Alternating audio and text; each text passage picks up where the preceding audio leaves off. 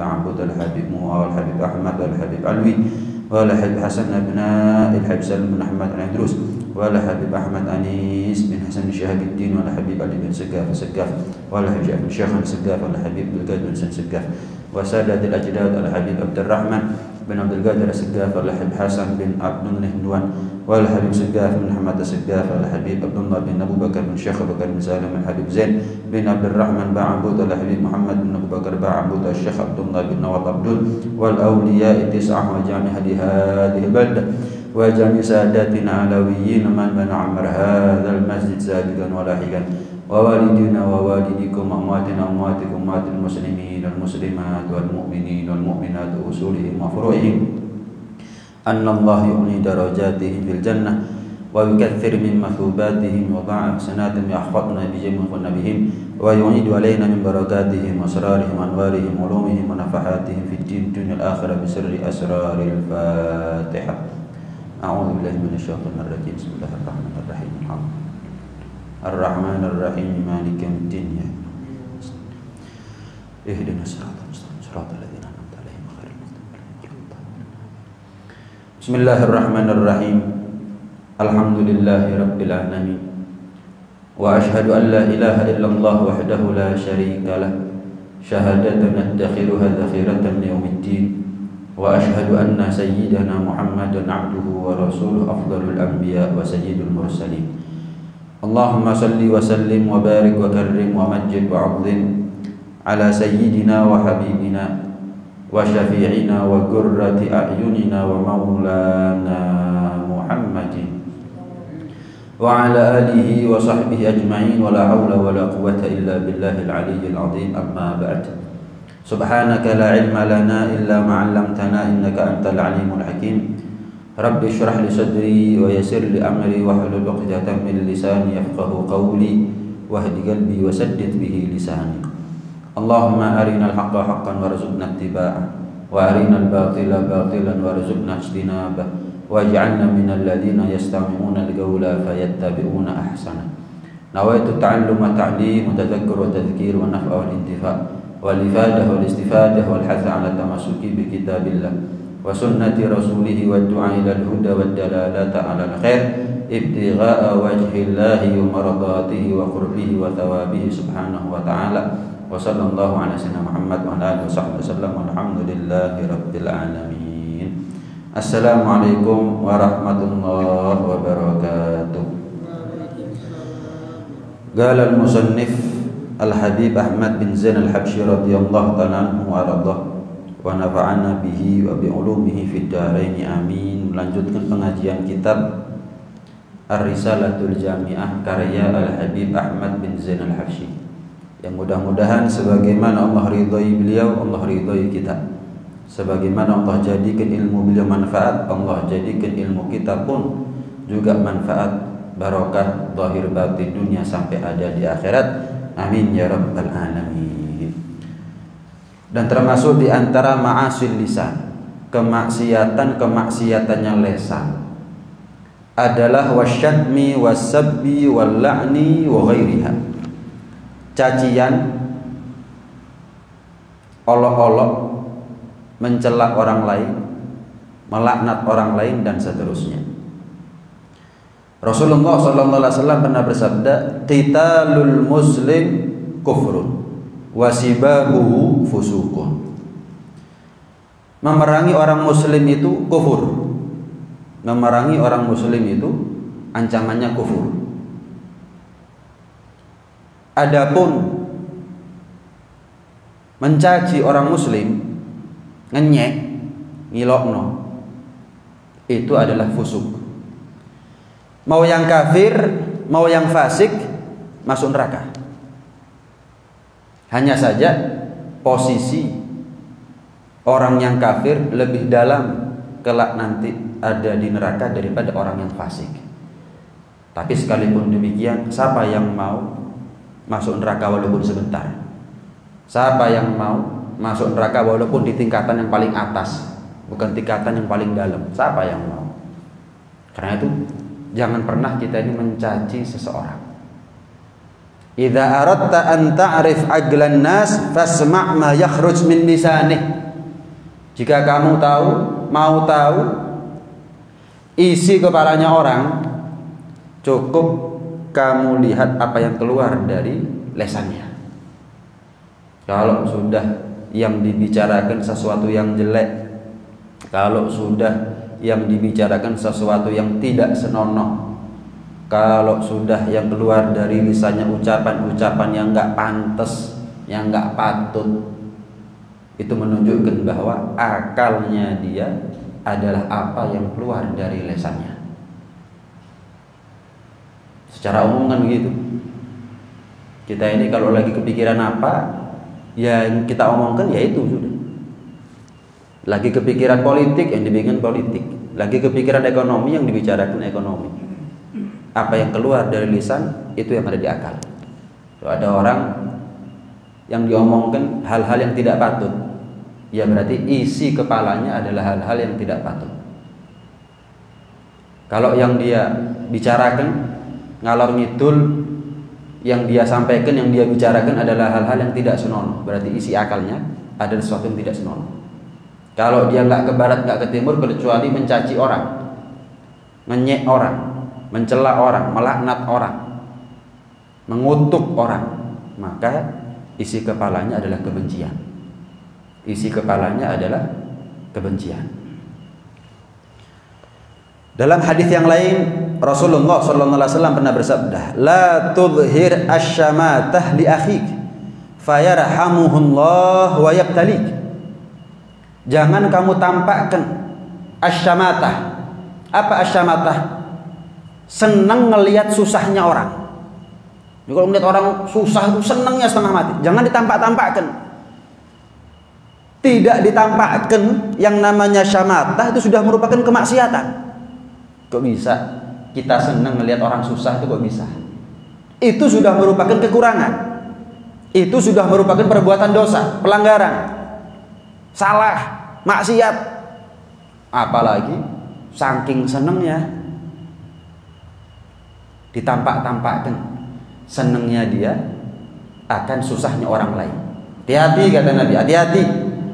Fayarhamuhullah wa yabtalik. Akhirnya kamu kualat. Orang yang kamu tampak-tampakkan susahnya kepada orang lain, dia dirahmati oleh Allah Subhanahu wa taala. Orang yang dapat ujian, orang yang dapat musibah, itu adalah orang yang sedang dicintai oleh Allah Subhanahu wa taala. Cuman dengan cara yang lain. Sama seperti anak yang sedang dicubit oleh orang tuanya karena pelanggarannya, itu berarti sebetulnya orang tuanya cinta sama dia, tapi dengan cara yang lain. Ada kalanya orang yang kita celah kesusahannya, mereka sedang dirahmati oleh Allah, sementara kita hati-hati, Allah akan kasih bala yang serupa nanti kepada kita. Kesusahan yang kita jadikan sebagai bahan pembicaraan kita tentang seseorang tersebut nanti akan mengena kepada kita.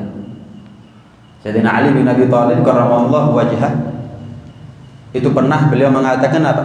Lau ayyaratu imra'atan bil habal la khasyitu an ahbul. Aku khawatir, aku takut kalau aku membicarakan tentang seorang perempuan yang hamil, aku ikut hamil nanti. Kualat. Oh, ada anak perempuan hamil di luar nikah, waliyadzubillah. Terus kan itu musibah kan? Kan itu aib. Walaupun misal naudzubillah, nggak yang laki, nggak yang perempuan seneng, tapi begitu hamil, sumpah, susah, malu. Terus ada orang tahu, seneng ngelihat susahnya dia, seneng ngelihat aibnya dia. Kapok. Kon. Ngalor ngidul yang dibicarakan aibnya orang, ngalor ngidul yang dibicarakan adalah susahnya orang. Oh, hati-hati. Kalau dia tobat, diampuni dosanya oleh Allah. Oh iya, kafir tobat, diampuni dosanya kok. Kafir tobat, masuk Islam syahadat, diampuni dosanya. Hati-hati, nanti kita punya anak perempuan ngalami hal yang sama. Akhirnya ujian itu berbalik arah kepada kita. Waliyadzubillah min dzalik. Sayyidina Ali lebih parah. Aku khawatir aku yang hamil. Kalau saya membicarakan metengnya anak perempuan, saya khawatir aku kualat, akhirnya aku yang meteng. Bayangkan gitu. Bayangkan. Saking takutnya sama Allah, bisa saja Allah jadikan laki-laki itu kalau Allah berkehendak untuk hamil, walaupun secara kodrat tidak. Tapi ini menggambarkan betapa takutnya Sayyidina Ali untuk senang sama susahnya orang. Membicarakan musibah, ujian yang sedang Allah timpakan kepada seseorang, gak berani. Aku khawatir, aku meteng. Ada orang sekarang ngerasani orang, ngilokno orang, nyek orang, membicarakan musibahnya orang. Saya khawatir nanti saya kena juga. Nggak ada. Orang sekarang lebih percaya. Kau ngomong no aku kualat lu. Tapi kalau kita membicarakan orang lain, kita nggak pernah ngomong. Hati-hati lu, ngomong kualat lu, nggak pernah. Duh, ada yang ngilokno saya, kualat lu, kualat no wong. Tapi giliran dia yang ngilokno wong, dia yang mencela orang, nggak pernah dia berpikir nanti kalau saya kualat gimana? Nanti akhirnya musibah, ujian yang Allah timpakan kepada dia kena juga kepada saya gimana? Menjadi bumerang buat saya. Nggak wis, diem, nggak berani saya ngomong. Seharusnya begitu, bukan kualat no wong. Dan termasuk diantara apa yang dilarang di dalam syariat Islam adalah mengolok-olok orang muslim, mengejek mereka, kemudian bahkan tertawanya kita karena kekurangan mereka, tertawa ngenyek, senyum yang kecut, itu pun juga akan dicatat oleh malaikat. Hati-hati. Allah Subhanahu wa taala berfirman bagaimana? Ya ayyuhalladzina amanu, yang ngaku iman. Yang ngaku iman. Yang pertama, la yaskhar qaumun min qaumin.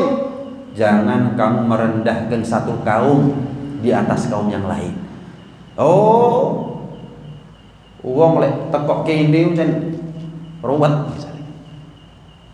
Jangan menghina orang lain. Jangan menghina kelompok lain. Jangan menghina komunitas lain. Entah itu rasnya, entah itu tempat di mana dia tinggal dan seterusnya. Asa ayyakunu khairan minhum. Hati-hati loh. Ada kalanya kelompok yang kamu olok-olok itu lebih baik daripada kamu yang mengolok-olok mereka. Wala nisa'um min nisa'in, jangan perempuan mengolok-olok perempuan yang lain, hati-hati. Asa ayyakunna khairan minhun, ada kalanya perempuan yang kamu olok-olok itu lebih baik daripada kamu yang ngolok-olok mereka. Karena baik enggak baiknya orang itu bukan menurut manusia, menurut Allah. Ada kalanya mengolok-olok tidak lebih baik di mata Allah daripada yang diolok-olok. Ada kalanya orang yang kita olok-olok, orang yang kita celak, orang yang kita nyek, di sisi Allah dia lebih baik daripada kita sendiri. Yang pertama itu. Yang kedua, wala talmizu anfusakum. Jangan kamu mencela orang lain. Wala tanabazu bil alqab.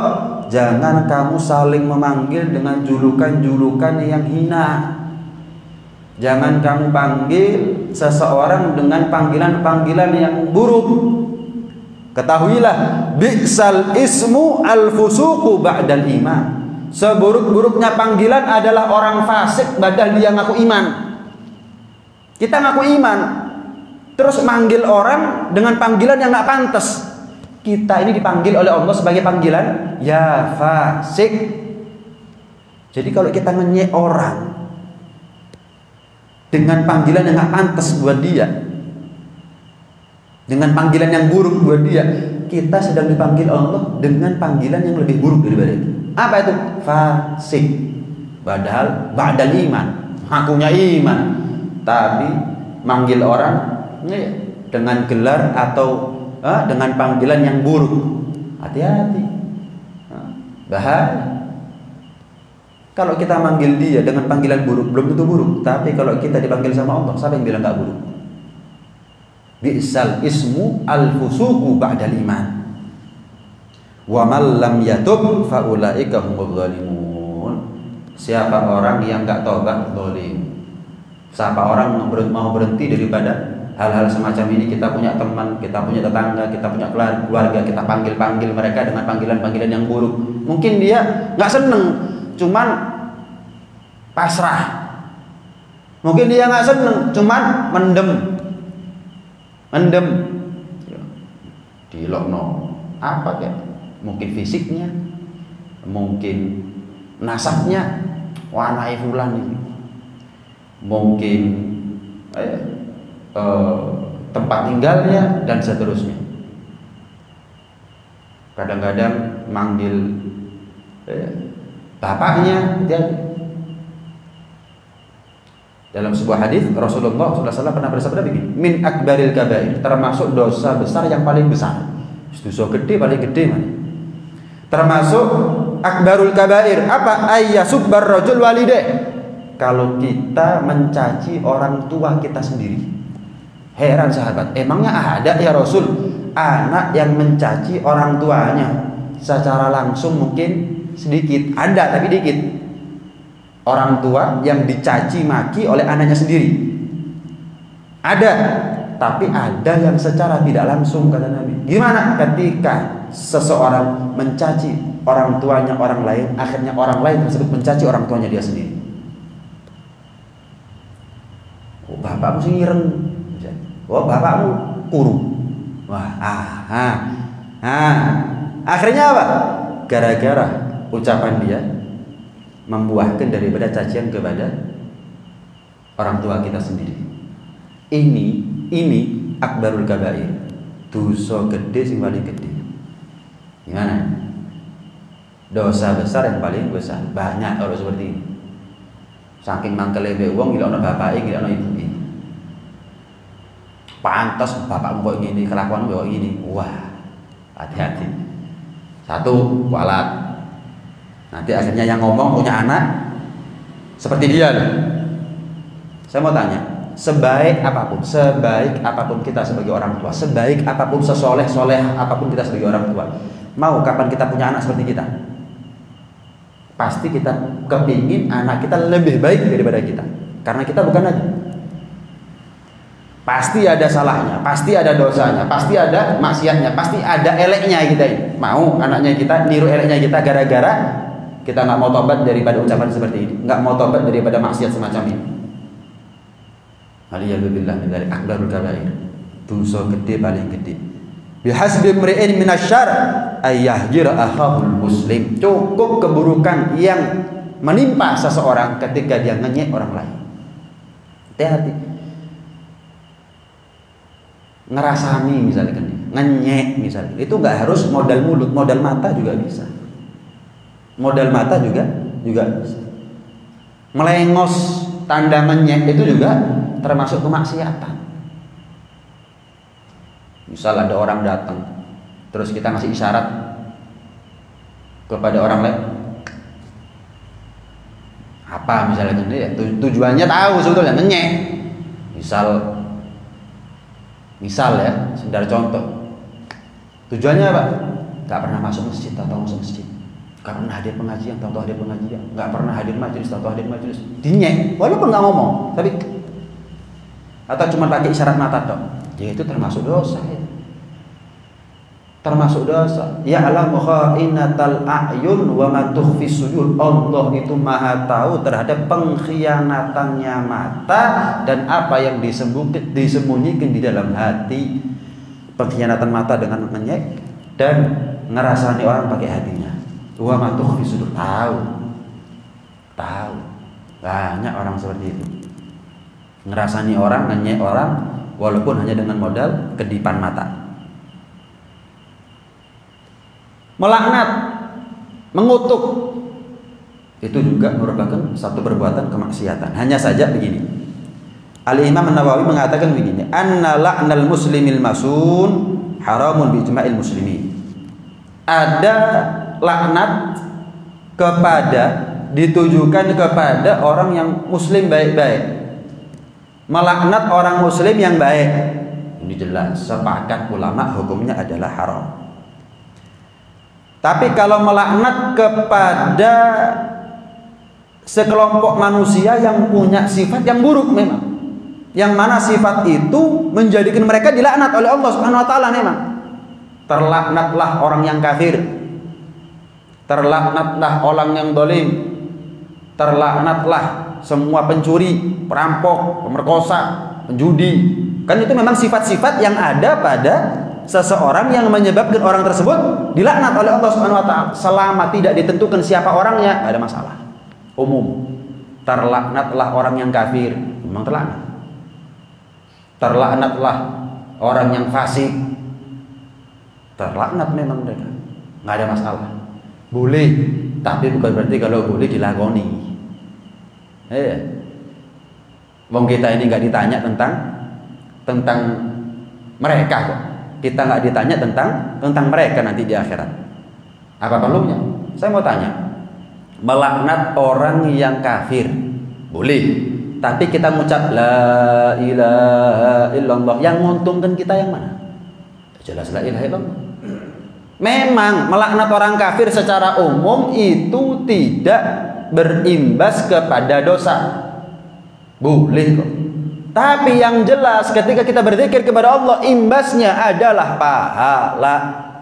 Ngapain sibuk kita ngelaknat sampai kita nggak sempat zikir kepada Allah Subhanahu wa taala?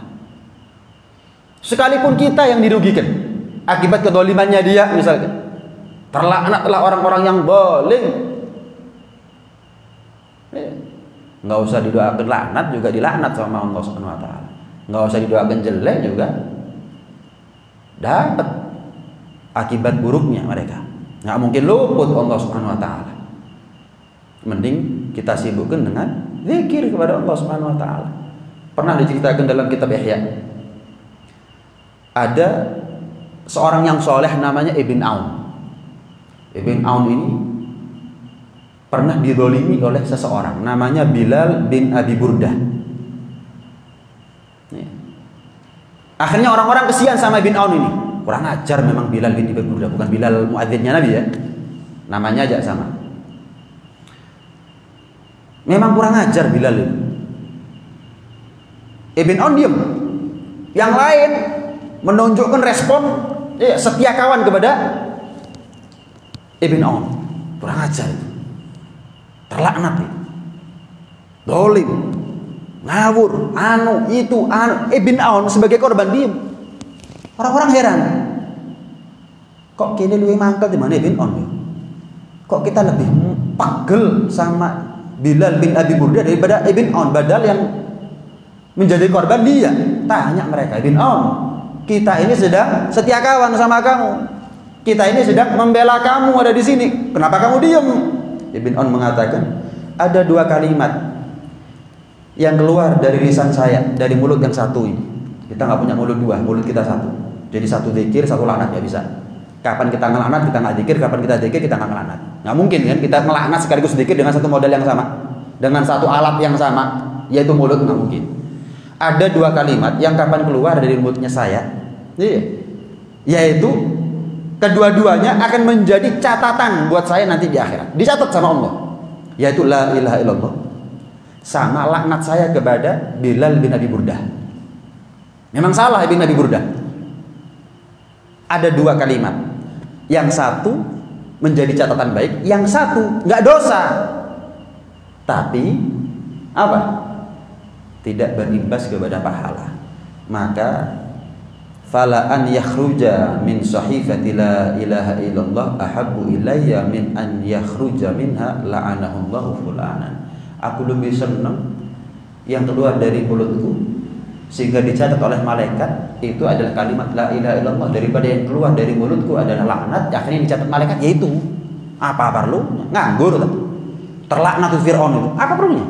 Duh, bukan salah terlaknat Fir'aun. Kalau kan tadi dibahas, kalau kita melaknat sekelompok manusia yang punya sifat yang buruk, tapi secara umum terlaknat orang yang zalim, terlaknat orang yang kafir, terlaknat orang yang fasik, boleh jelas. Tapi lebih baik nggak kita lakukan. Kenapa? Kita punya mulut satu, nggak dilaknat sama kita juga dilaknat sama Allah Subhanahu Wa Taala, dan mereka makhluknya Allah. Allah yang lebih pantas untuk melaknat mereka. Nanti di akhirat kita nggak ditanya dosa-dosanya mereka, zalimnya mereka, kafirnya mereka, penentangan mereka sama para anbiya. Enggak, kita ditanya Fir'aun kenapa? Enggak, Kita nggak ditanya. Kita ditanya sama apa yang keluar dari mulutnya kita, baik atau buruknya. Tapi kalau kita melaknat sekelompok orang yang memang dinas bahwa dia adalah terlaknat, itu juga boleh. Bukan komunitasnya saja, orangnya. Terlaknat Fir'aun, terlaknat Abu Jahal, terlaknat Abu Lahab, dan seterusnya. Boleh, tapi lagi-lagi apa perlunya? Apa perlunya? Saya mau tanya, suami mentalak istri, boleh kan? Halal kan ya? Halal kan? Terus mau ditalak, kan bisa rujuk. Terus talak rujuk begitu. Apa perlunya? Wong kita nggak ditanya kok dosa-dosanya Fir'aun, kita nggak ditanya, nggak menjadi beban tanggungan kita dosanya mereka. Apa perlunya? Apa perlunya? Lah gimana kalau selain orang-orang yang dinas di dalam Al-Quran, Fir'aun, Abu Lahab, itu memang orang-orang yang dinas di Al-Quran terlaknat. Bagaimana kalau selain mereka? Saya punya tetangga mati dalam keadaan kafir, nggak iman sama Allah, nggak syahadat, nggak muslim, terlaknat fulan yang mati dalam keadaan kafir. Ada dua pendapat. Ya. Ada dua pendapat. Ada yang mengatakan hukumnya adalah boleh. Annahu laisa biharam. Ada yang mengatakan bahwa itu bukan termasuk perbuatan yang haram. Tapi menurut Al-Imam Al-Ghazali dan juga Al-Imam Al-Bujairami mengatakan nggak boleh, kecuali apa mereka yang sudah dinas di dalam Al-Quran, itu baru boleh. Tapi apa perlunya? Tapi selain daripada mereka, kita nggak bisa melaknat mereka, walaupun ada pendapat yang mengatakan boleh. Itu kalau mati dalam keadaan kafir, mati dalam keadaan belum tobat dari kefasikannya, kemaksiatannya. Lagi gimana kalau masih hidup? Terlaknat fulan yang kafir, padahal masih hidup. Kita kadung ngelaknat. Jangan-jangan dia tobat masuk Islam di kemudian hari. Terlaknat fulan yang zalim. Jangan-jangan sebelum mati dia tobat, berhenti dari kezalimannya. Kadung laknat kita. Nggak bisa kita tarik kembali ucapan. Gimana? Ini yang juga ditekankan oleh para ulama, jangan gampang-gampang kita ini melaknat orang. Jangan gampang-gampang kita ini ngilokno orang, ngenyek orang, mencela orang lain.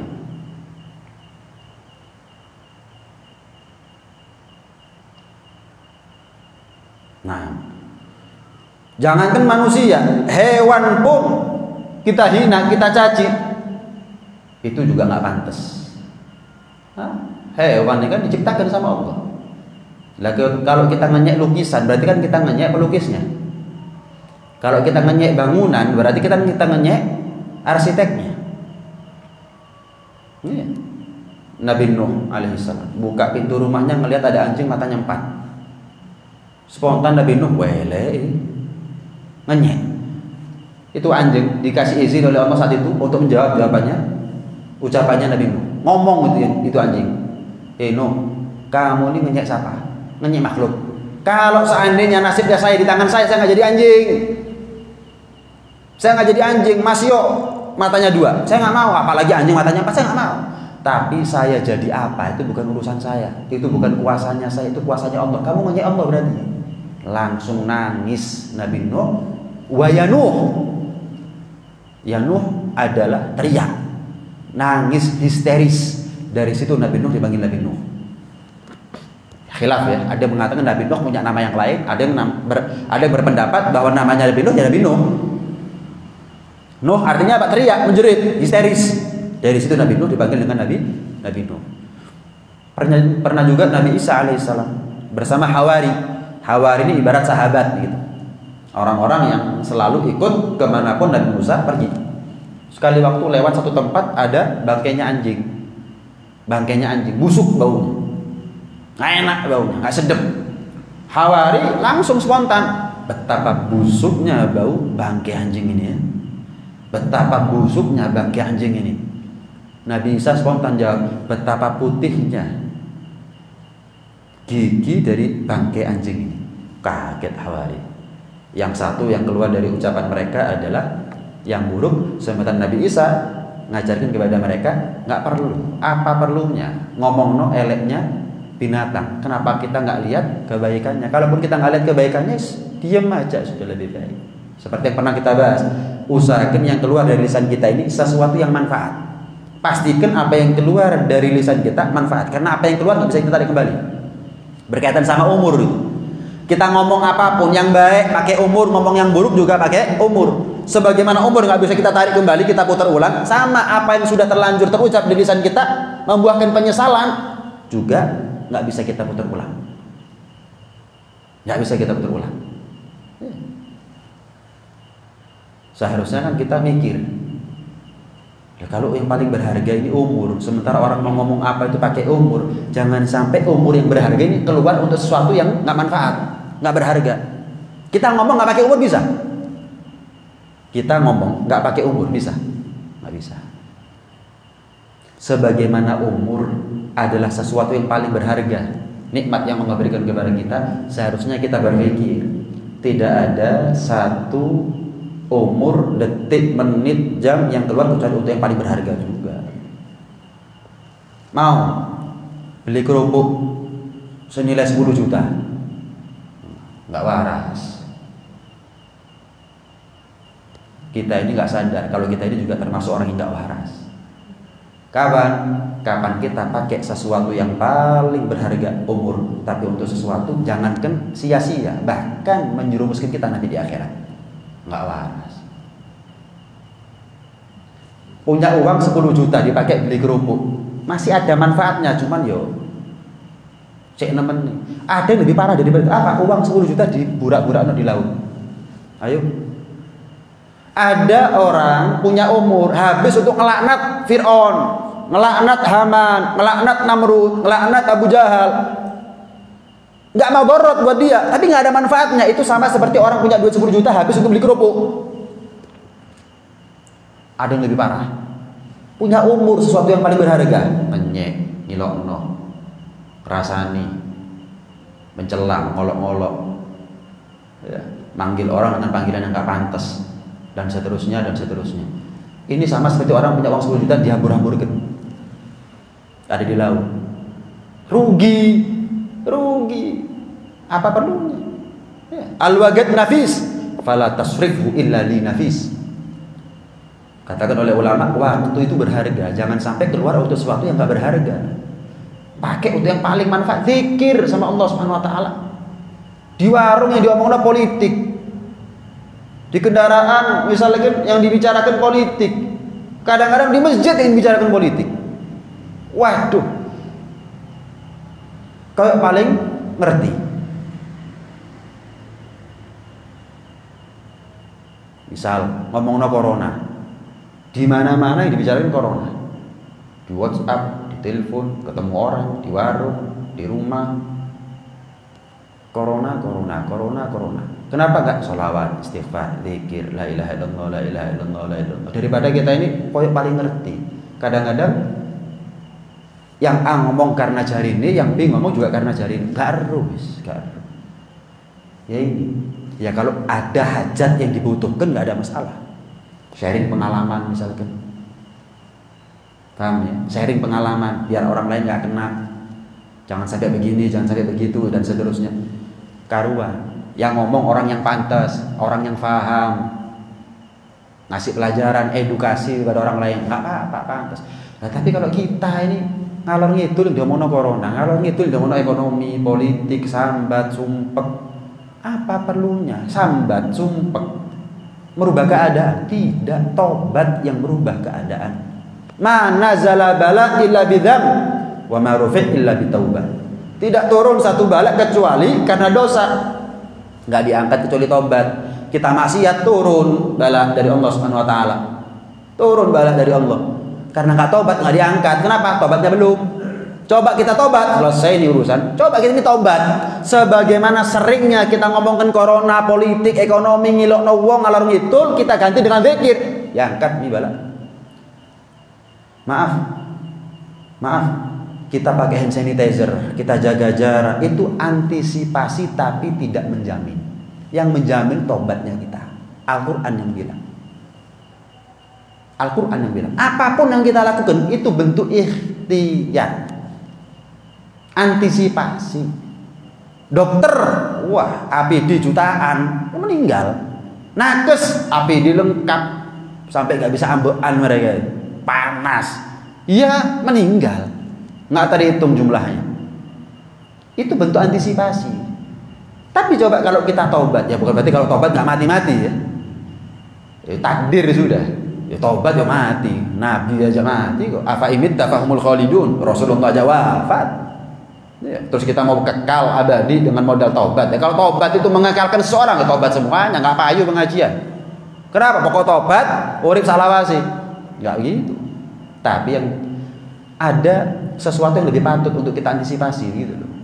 Ada sesuatu yang lebih patut untuk keluar dari mulutnya kita, lebih pantas. Lebih pantas. Nggak diangkat kecuali karena tobat kita. Seperti yang pernah saya bahas, seandainya kita ini lebih banyak zikir, sebagaimana kita kemana-mana pakai masker, kemana-mana kita zikir, diangkat nih balak, diangkat. Kita kan nggak ikhtiar dohir kenceng, ikhtiar batin Glenn Bosi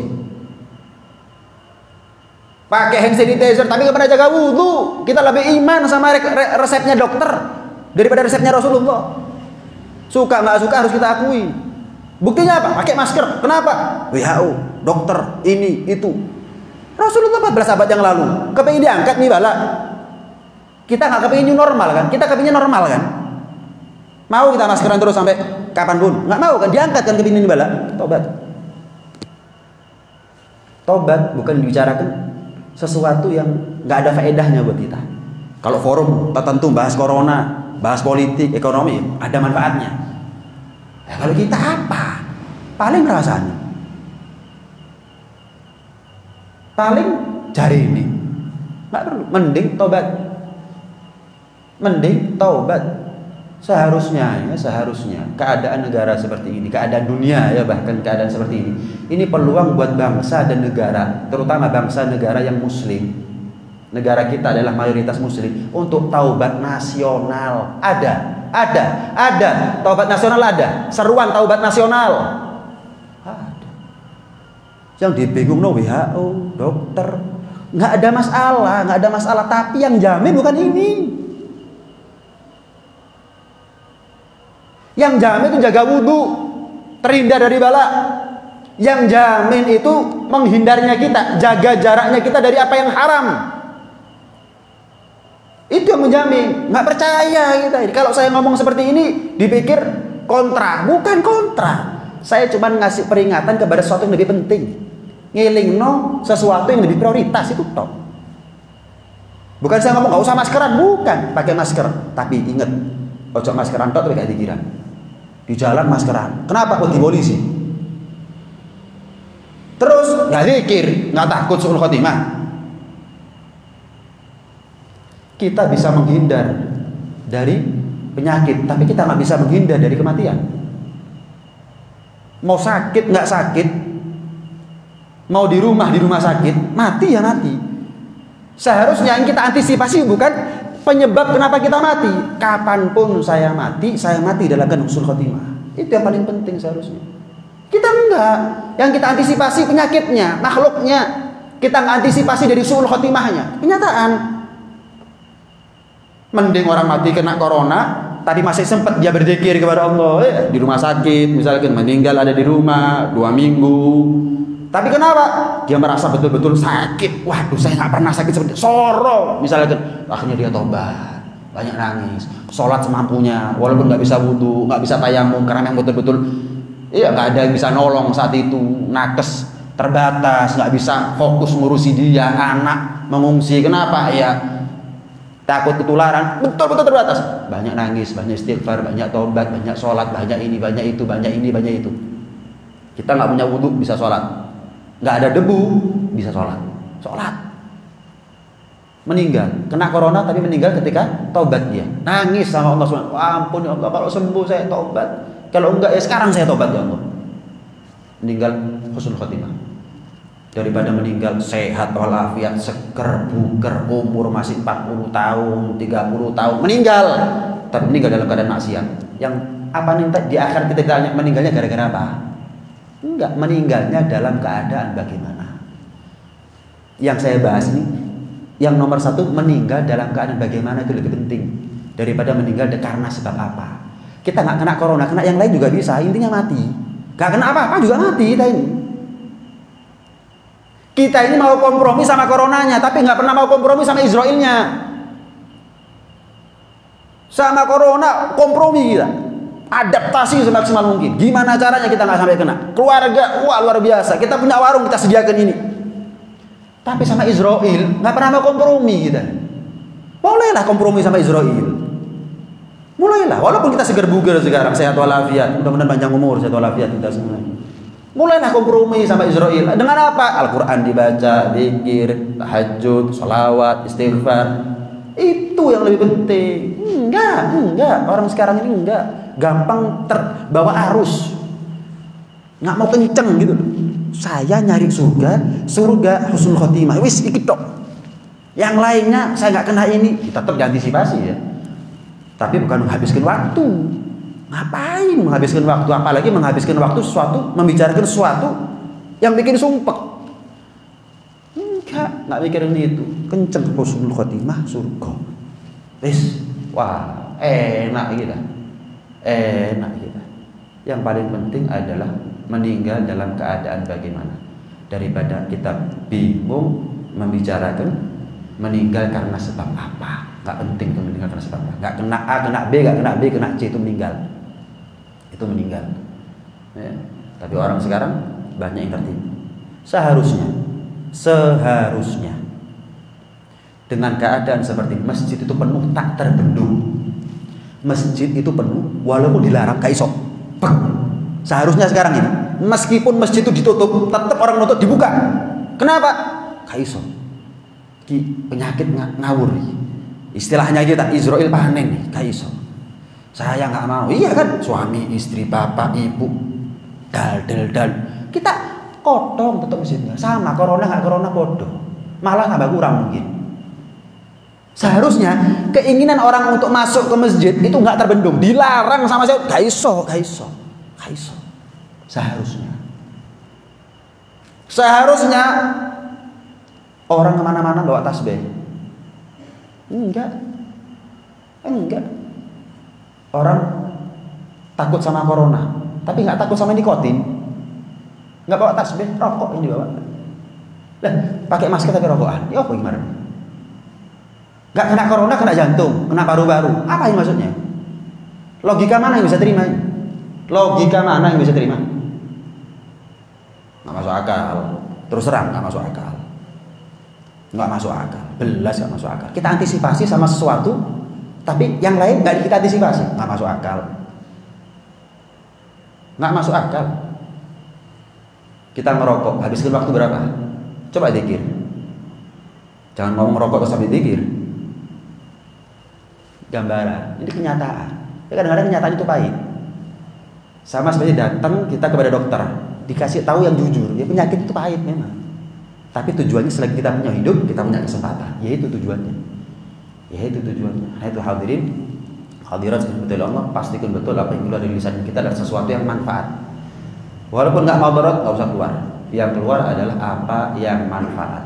Mulai dari sini, ayo kalau kita bisa tobat serumah. Setiap rumah kita tobat, berarti sak kampung tobat. Maka insya Allah kampungnya kita aman dari bala, kampungnya kita aman dari ujian, kampungnya kita aman dari musibah. Nggak meninggal kecuali husnul khotimah, diridhoi, dicinta oleh Allah Subhanahu Wa Taala. Nggak ketemu akhir kecuali ketemu syafaatnya Nabi. Nggak ketemu akhir kecuali ketemu surga bersama Nabi. Itu yang lebih penting. Mudah-mudahan Allah kasih panjang umur kepada kita semuanya. Ya. Sehat walafiat, yang meninggal di antara keluarga-keluarga kita yang kita cintai, tetangga kita yang pernah duduk bersama kita, ya, mudah-mudahan diampuni dosanya oleh Allah, diterima segala amal ibadahnya oleh Allah Subhanahu Wa Taala, dan dikasih terang, dikasih lapang kuburnya oleh Allah Subhanahu Wa Taala. Begitu juga lebih-lebih adalah orang tua kita, para guru